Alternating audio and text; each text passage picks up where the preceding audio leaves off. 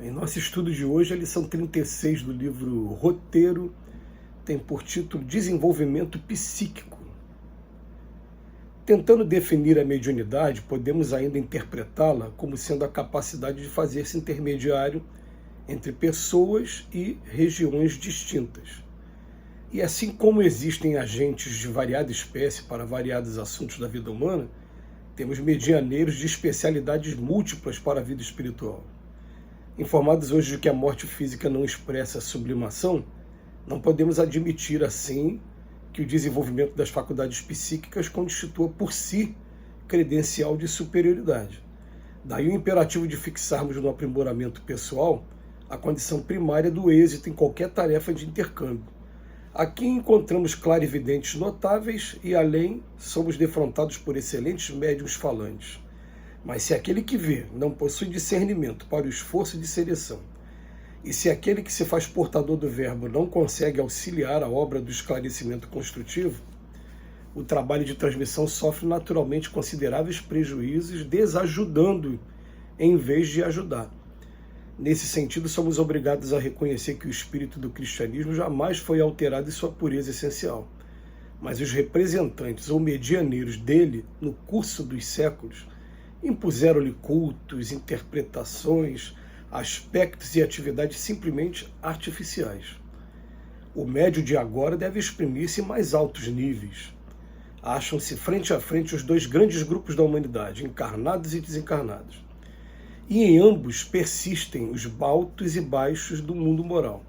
Se o intermediário entre eles não se aperfeiçoa convenientemente, permanece na posição do aprendiz retardado, por tempo indefinível, nas letras iniciantes, quando lhe constitui a obrigação avançar sempre na direção da sabedoria. O artista é o representante da música, o violino é o instrumento, mas se o violino aparece irremediavelmente desajustado, como se revelar o portador da melodia?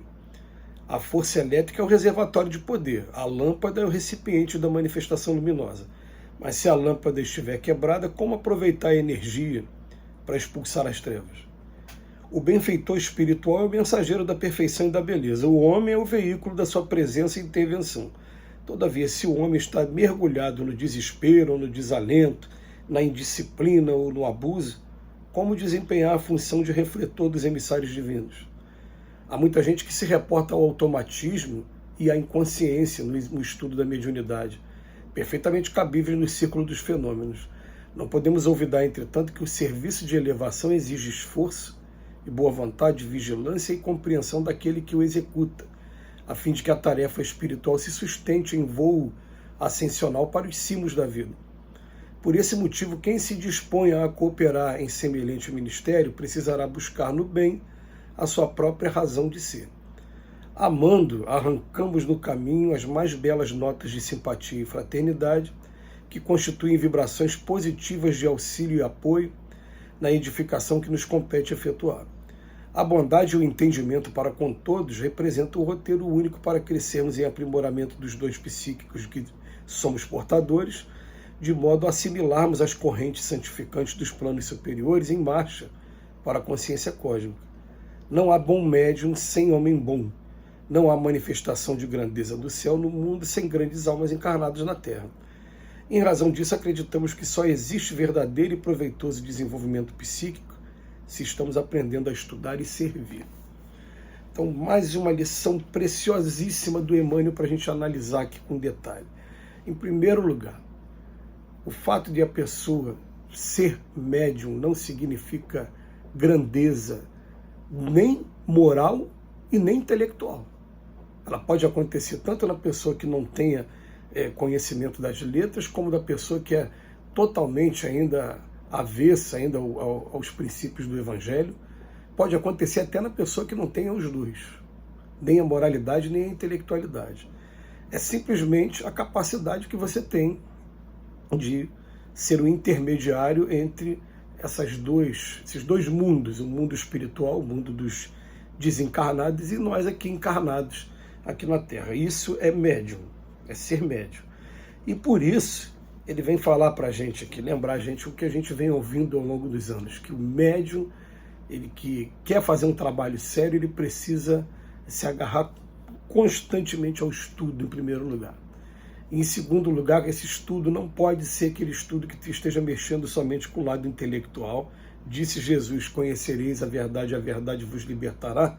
Mas para que ela liberte, a gente tem que estar praticando aquilo que a gente está estudando. Então ele vem falar para a gente sobre a maneira como você, médium, consegue estabelecer sintonia com o mundo espiritual.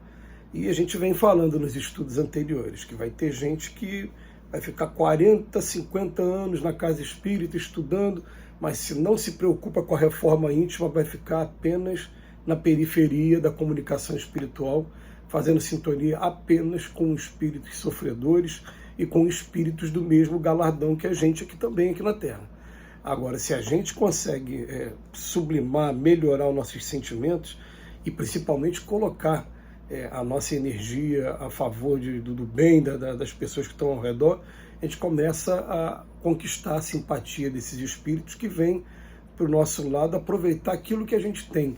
Eu já me peguei várias vezes falando: não tem cão, caça com gato, não tem gato, caça com rato.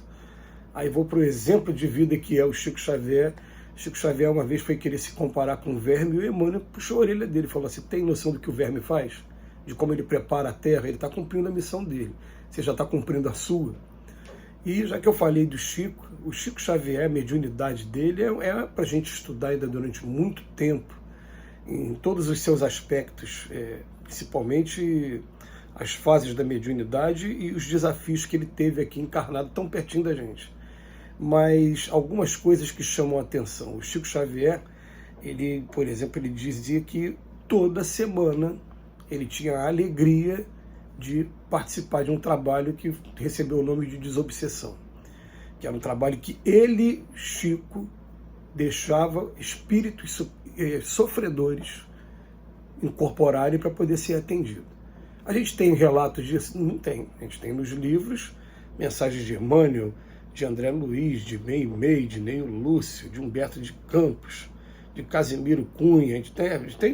Não tem esses livros mostrando o sofrimento, mas logo a desobsessão, né? Você vai falar do sofrimento das pessoas, do desabafo das pessoas. Eu não gosto quando falem dos meus erros também, né? Acho que quando a pessoa fala para te ajudar, para estar sendo para edificar, você escuta aquilo, bate uma tristeza ainda, porque você reconhece que realmente você ainda é pequeno, ainda se permite alguns tipos de queda, né? Mas imagina a pessoa colocar isso no livro. Chico Xavier não colocou no livro, mas fez isso o tempo todo.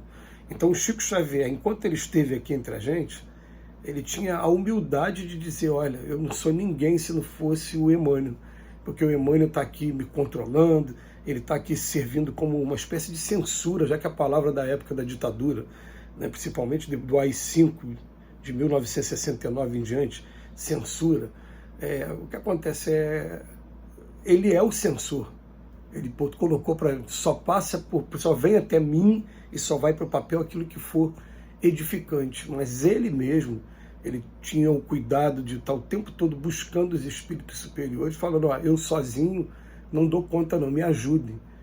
Então imagina nós, né? A gente precisa estar o tempo todo, né, colocando na cabeça que eu preciso me reformar moralmente.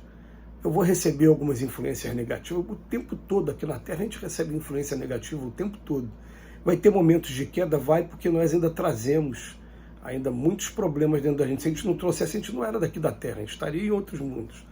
Mas já fazemos parte daquele grupo que não está mais acomodado. Que agora, enquanto a gente está ainda experimentando algumas quedas, a voz da consciência vem muito forte, falando: mas você está estudando Cristo, está se permitindo esse tipo de coisa? E isso vai meio que martelando, burilando. Chega uma hora que dói no coração. Eu falei: peraí, quando que eu vou mudar? Será que eu não vou aproveitar a oportunidade de mudança? E aí a gente vai entender que a mediunidade ela vai começar a tomar um outro rumo, porque o Emmanuel fez uma coisa maravilhosa. Ele falou: tem um músico, o violino, mas se o violino está quebrado, desafinado, o músico vai começar a tocar e vão falar: esse não é um bom músico. Aí ele faz depois a comparação com a lâmpada e a força elétrica, e depois faz com a gente. Enquanto o médium não se reformar, a gente não consegue levar as melhores mensagens através do médium e utilizá-lo da maneira mais adequada. Fica a mensagem para a gente e que Jesus nos abençoe mais uma vez. A gente agradece do fundo do coração, Emmanuel.